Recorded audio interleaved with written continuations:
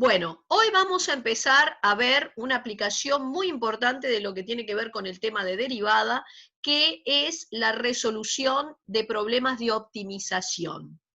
¿Qué es un problema de optimización? Bueno, un problema de optimización es aquel en el cual ustedes van a poder distinguir una función objetivo a la cual ustedes van a querer optimizar, vale decir, hacer máxima y o mínima. También puede suceder que en estos problemas de optimización, en lugar de buscar para qué valores de la variable independiente esa función se maximiza o se minimiza, ustedes quieran estudiar simplemente el comportamiento de la función, es decir, si crece o decrece en determinadas situaciones. Y todo eso, el crecimiento, el decrecimiento, los máximos, los mínimos de una función, los podíamos obtener a través del análisis de la derivada primera de la función. Bueno, entonces vamos a ir directamente a un primer ejercicio de aplicación, son todas situaciones de la vida real, por eso hablo de que estos problemas son muy importantes, muy útiles, porque van a ver que son situaciones a veces que se pueden dar en cualquier momento. Bueno, vamos a un primer problema. Se trata de construir una barda a un solar de forma rectangular de área dada, aprovechándose en uno de los lados una pared ya construida. Si la longitud del lado paralelo a la pared es X, se desea saber si un incremento de X causará un incremento o un decremento de la longitud total de la barda. Bueno, en primer lugar, una barda viene a ser una especie de cerco, ¿tá? Entonces, en este caso ustedes tienen un terreno rectangular que quieren vallar, pero no van a tener que vallar o cercar los 4 lados del rectángulo porque hay uno de los lados que van a aprovechar una pared de la que ya disponen, ¿tá? Entonces, yo leo toda la letra y por aquí me piden que yo determine si un pequeño incremento en X va a causar un aumento o una disminución en la longitud total de la barda. Vale decir que acá hay una función, longitud del cerco, que tú querés determinar si crece o decrece. Esto me da la pauta de que en este problema hay una función en juego, una función objetivo, longitud de la barda, longitud del cerco, a la cual yo quiero analizar crecimiento y decrecimiento. Y sabemos que el crecimiento o el decrecimiento de esta función lo voy a poder determinar analizando ceros y signos de su derivada primera. Por lo tanto, acá ustedes van a necesitar encontrar una fórmula matemática, en primer lugar, para esa función objetivo, longitud de la cerca. Y luego van a tener que determinar su derivada primera y hacer un análisis de sus ceros y signos. Bien, empecemos nuestro planteo. La función objetivo, longitud de la barda, y la voy a representar mediante una letra, en este caso L mayúscula. ¿Cuál es mi objetivo? Bueno, no es maximizarla ni minimizarla. Quiero estudiar su variación, su crecimiento o decrecimiento. Ta. Lo que voy a hacer entonces es estudiar su derivada primera. Pero para estudiar su derivada primera, primero tenés que tener una fórmula matemática que te permita calcular la longitud de la barda, la longitud del cerco. Voy por ello. Me voy a hacer un croquis, un esquema. Acá tenemos el terreno rectangular. Vamos a aprovechar una pared que tenemos. La pared opuesta te dicen que la designes por X y entonces a los otros dos lados los determino o los designo por Y. ¿Qué es lo que yo conozco de este terreno? Conozco su área. O sea, el área que quiero cercar es conocida. Lo único que no me dijiste cuánto vale exactamente, pero se conoce. Así que yo voy a ponerle un nombre al valor de esa área que es conocido, o sea que es un número. Y voy a designar por A al valor del área de este terreno. Muy bien. La función objetivo entonces, que es la longitud de la valla, la longitud del cerco, va a venir dada por la suma de los lados a cercar. O sea que vos tenés y más x más y. O sea, en definitiva, x más 2y sería la función longitud de la valla, longitud del cerco. Fíjense en que en principio esa función depende de dos variables, la x y la y. Por eso yo la representé como un L de x, y. Yo dije que para estudiar su crecimiento o decrecimiento tengo que analizar ceros y signos de su derivada primera. El problema es que yo por ahora no sé derivar una función que tenga dos variables. Yo solamente sé derivar una función que tenga una variable. Así que voy a tener que ingeniarme para transformar esta función, que en principio depende de dos letritas, y generar una función que tenga una sola variable en juego. ¿Qué hago entonces? Pensemos en qué otro dato conocen de este terreno. Bueno, dijimos hace un momento que lo que se conocía era el área, la superficie del terreno a cercar. Entonces pensemos cómo se calcula esa área. El área del terreno es un rectángulo, va a ser lado por lado, o sea, en este caso sería x por y. El valor del área del terreno es conocido y dijimos que lo íbamos a representar por A. O sea, que A es X por Y. Fíjense que ustedes acá tienen una fórmula matemática que vincula justamente las dos variables en juego. Yo bien podría de aquí despejar una letra en función de la otra. Entonces, voy a despejar la y, quiere decir que la x que multiplica la podés pasar al otro lado dividiendo, y entonces esto me permite volver a la fórmula de la función objetivo mía, y donde hay una y, la voy a cambiar por este a sobre x.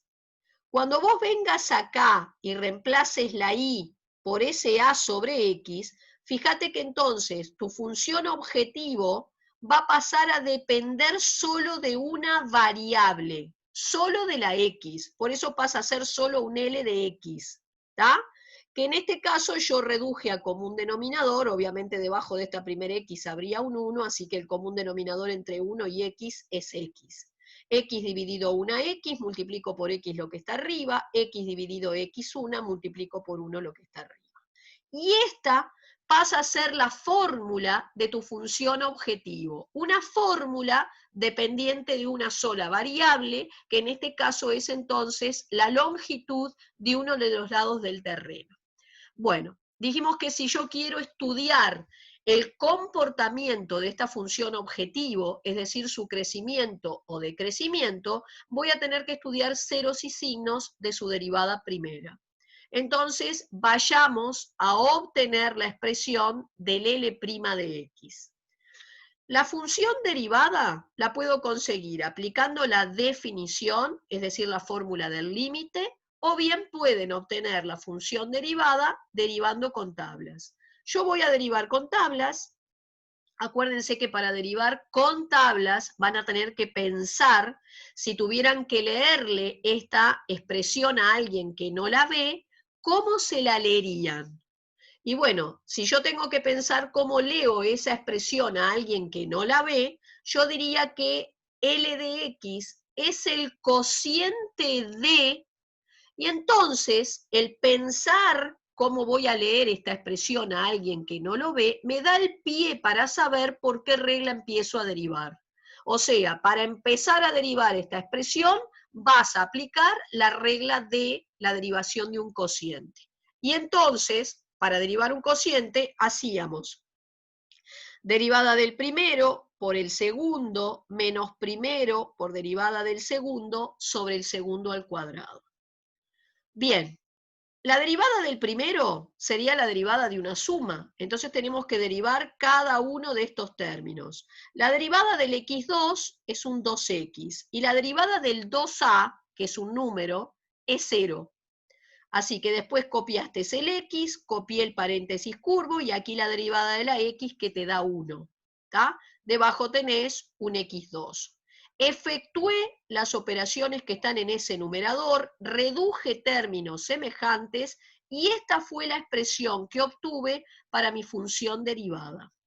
Siguiente paso, voy a estudiar ceros y signos de esa función derivada. Y como consta de un solo término, que es un cociente, vas a estudiar ceros y signos del numerador, del denominador y luego cociente.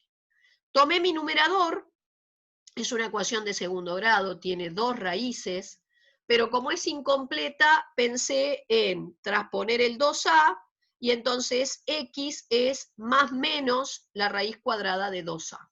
Coloqué sobre un eje de abscisas esas 2 raíces. Como esto es una expresión polinómica, recuerden que arrancan a la derecha con el signo del término de mayor grado, que es positivo, paso por una raíz cambio, paso por una raíz cambio.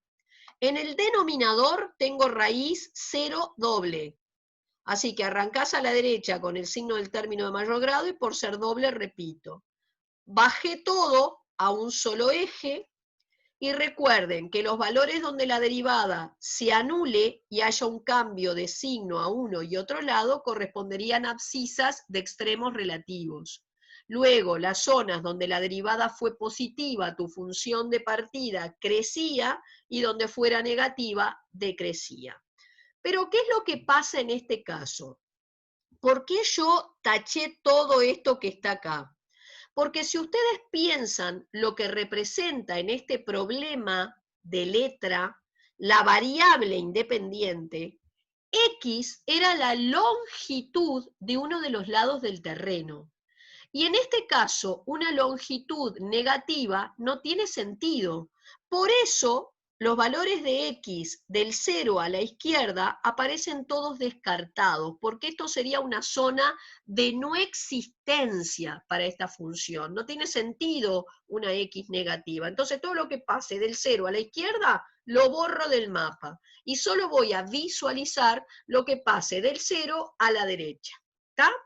Recuerden que en estos problemas vinculados a una situación de la vida real, además de tener que considerar lo que yo llamo el dominio intrínseco, dependiente de la expresión matemática, tengo que también tener en cuenta lo que sería el dominio vinculado a la coherencia de lo que estarían representando las variables. ¿Tá? Por eso no era que esta función tuviera problemas de existencia, en realidad solamente tenía problemas de existencia en 0, que es donde se anulaba el denominador, sino que un valor de x negativo, una longitud de un terreno negativo, no tiene sentido.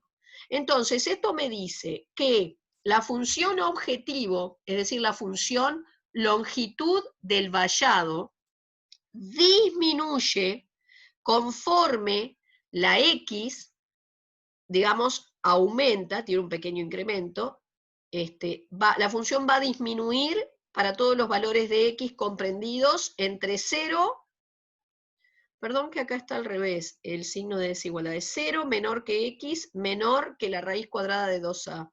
Me quedó al revés, ¿está? O sea, cuando ustedes están aquí, en este interín, es 0 menor que x, menor que la raíz cuadrada de 2a, la función objetivo, o sea, la longitud, decrece conforme te desplazás hacia la derecha, o sea, conforme tiene lugar un pequeño incremento en x. Y luego, para valores de x mayores, ¿tá? Valores de x mayores que la raíz cuadrada de 2a, la función longitud, la función objetivo, crece, ¿tá? Hasta, tampoco puede tomar la x valores infinitamente grandes, ¿no? Hay que ver en ese caso también la coherencia, o sea, hasta dónde está restringido de este lado. Así que vuelvo a repetir, acá me quedaron al revés los símbolos, así que es 0 menor que x menor que la raíz cuadrada de 2a. Y ahí tenés entonces terminado el problema. Vamos a un segundo ejercicio. Se tiene como dato la hipotenusa de un triángulo rectángulo.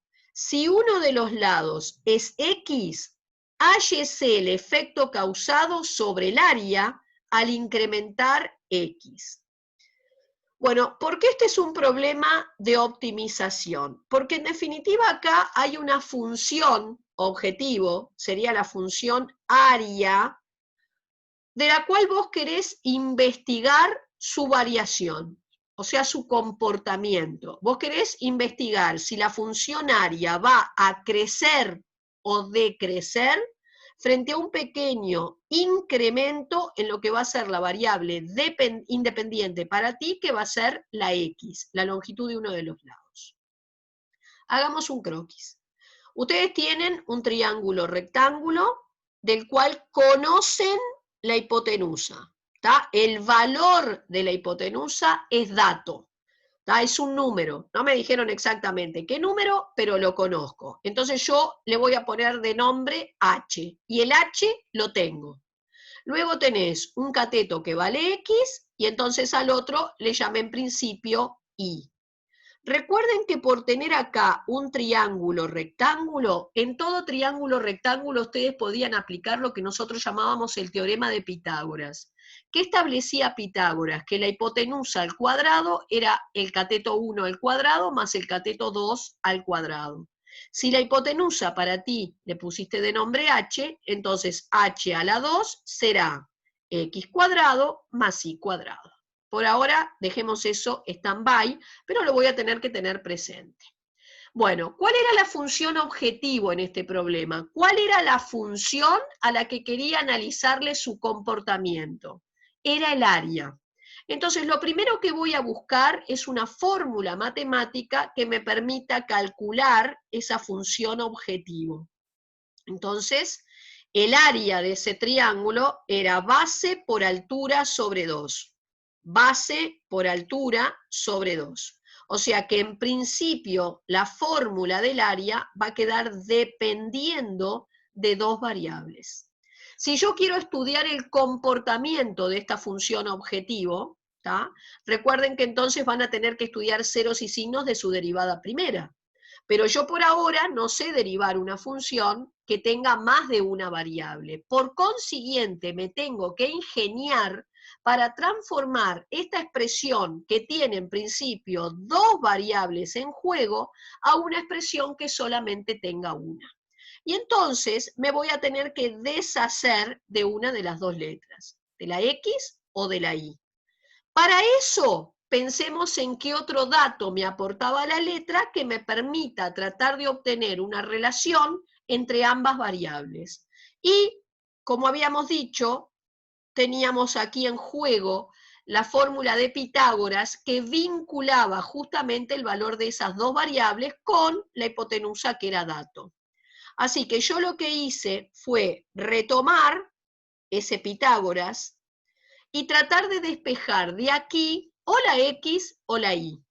Yo voy a despejar la Y, por lo tanto pasé el X2 al otro miembro, y para despejar Y voy a aplicar raíz cuadrada. Recuerden que cuando aplican raíz cuadrada sirve tanto el valor positivo como negativo, pero en este caso, como la Y representa la longitud de un cateto, una longitud negativa no tiene sentido, y por lo tanto solamente tomé el valor positivo de la raíz.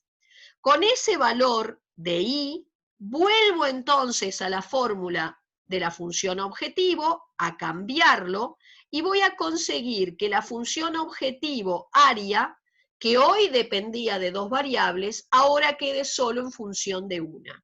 Y esta sería la expresión matemática para la función objetivo. Siguiente paso, dijimos que vamos a estudiarle ceros y signos. Así que vamos a estudiar ceros y signos de su derivada primera. Hay que derivar. Pero, acá está, para derivar, en lugar de pensar como todo esto dividido 2, puedo imaginar que es lo mismo, todo eso multiplicado por un medio. ¿Por qué se me ocurrió que me iba a convenir mejor leerla de esta manera? Porque en principio voy a pensar que esta función tiene la forma K por U. Para derivar un K por U, dejás el K quieto y solo derivás el U. Y ese u lo voy a pensar como un producto. Entonces hago derivada del primero por el segundo más primero por derivada del segundo. La derivada de la x es 1, esto lo copio igual, la x la copia igual, y la derivada de la raíz cuadrada de u es 1 sobre 2 por raíz de u por u'. Así que sigo copiando, y la derivada de esto, la derivada del h, que es un número del h2, es 0, y la derivada del x2 es 2x. Por lo tanto, reduje acá adentro a común denominador, que obviamente es este. Esto dividido 1 me da eso, así que vas a multiplicar lo que está arriba por 2 y por la raíz, pero al multiplicar raíz por raíz te queda la raíz al cuadrado, que te van a permitir hacer esta simplificación. Y luego el común denominador dividido esto da 1, así que arriba me queda menos 2x2. Terminé de hacer aquí la distributiva que estaba planteada. Agrupé términos semejantes, fíjense que te daba 2h2 menos 4x2, saqué un 2 de factor común, como para simplificarlo con el 4 que estaba abajo, no te olvides que tenías 2 por 2, de ahí el 4, y entonces esta es la expresión final que obtuve para mi derivada primera. Siguiente paso sería estudiar los ceros y signos de esa derivada primera. Pero antes de continuar, voy a tener que tener presente lo siguiente. Tanto la función a de x de partida como la función derivada que acabo de conseguir, ojo, son funciones que tienen problemas de existencia. ¿Por qué? Esta expresión tiene una raíz de orden par. Las funciones que tenían una raíz de orden par tenían problemas de existencia porque, para que existieran, la cantidad subradical tenía que ser mayor o igual que 0. No existía la raíz cuadrada de un número negativo.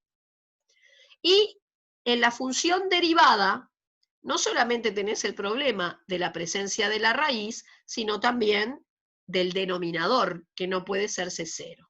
Entonces, antes de continuar con el estudio de ceros y signos de esa función derivada, voy brevemente a atender a los dominios de estas funciones que venía trabajando.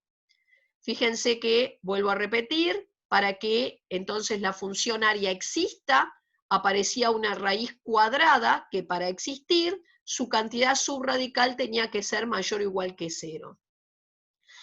Esto lo puedo ver como una resta de cuadrados, ergo un producto notable. Así que podía factorizarlo escribiendo h más x por h menos x y sacar sus raíces, que serían menos h y más h. Si no, también lo podés pensar por un bhaskara y obviamente vas a llegar al mismo resultado. Arranco de este lado con el signo del término de mayor grado, paso por raíz simple, voy cambiando, y entonces, para que esto sea mayor o igual que 0, voy a tener que trabajar en este interín. ¿Está? O sea que para que la raíz exista, tenías que trabajar entre menos h y h. Pero a esto se superpone el hecho de que la x representaba la longitud de un lado, y una longitud negativa no tiene sentido. Por lo tanto, acá también se superpone un dominio que tiene que ver con lo que representa la variable, y es que un valor de x negativo no tiene sentido. Por eso, en realidad, todavía se restringe aún más el dominio, y para que la función a de x exista, tu x tiene que ser mayor estricta que 0 hasta el h inclusive. Cuando voy a analizar el dominio de la función derivada, como esa función derivada sigue arrastrando también la raíz, obviamente para que esta raíz exista vuelvo a tener que trabajar entre el 0 y el h. Pero a su vez, como vos acá tenés un denominador, el denominador no puede ser 0. Entonces tenés que descartar la posibilidad de que esto se haga 0, que sería en menos h y en más h. O sea que el h también, que hoy en la función área estaba aceptado, acá lo tenés que descartar. Bien, ahora que tengo presente eso, vuelvo a mi función derivada a estudiarle ceros y signos. ¿sí? Entonces, en el numerador tenías esta expresión, la igualé a 0 para sacar sus raíces, ¿tá? Y me quedan dos valores de x más menos h sobre raíz de 2. Antes de seguir, fíjense que acá quedó un símbolo de raíz cuadrada en el denominador. Nosotros dijimos que en matemática preferimos no dejar símbolos de raíz en un denominador, y entonces someto esta fracción a lo que yo llamaba un proceso de racionalización. Y lo que intento es buscar una fracción equivalente a esta, donde no tengas el símbolo de raíz abajo. Para eso voy a recordar que si una expresión la multiplico y la divido por lo mismo, no la altero. Entonces vos multiplicás y dividís por la raíz de lo que tenés acá abajo. ¿Qué conseguís? Que raíz de 2 por raíz de 2 sería raíz de 2 al cuadrado, se va la raíz con el cuadrado y queda simplemente 2. La raíz me quedó arriba.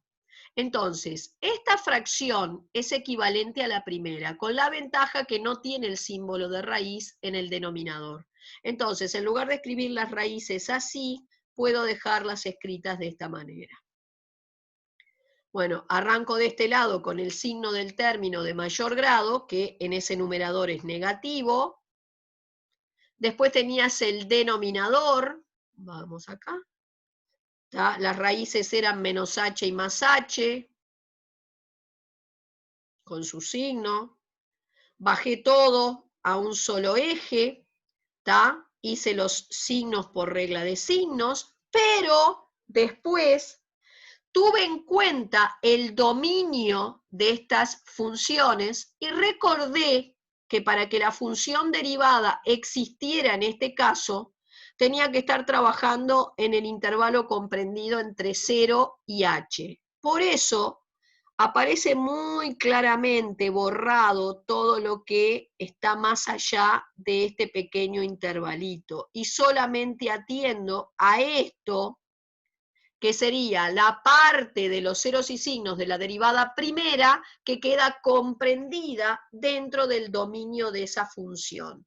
Y esto me lleva a observar que el área crece, la función objetivo crecía porque la derivada primera en esa zona era positiva, o sea, la función de partida área crece frente a un pequeño incremento, porque la lectura se da desplazándome de izquierda a derecha, entonces frente a un pequeño incremento de la variable independiente, que era la longitud de uno de los lados, frente a un pequeño incremento de la variable independiente, tu función original, tu función objetivo, crece.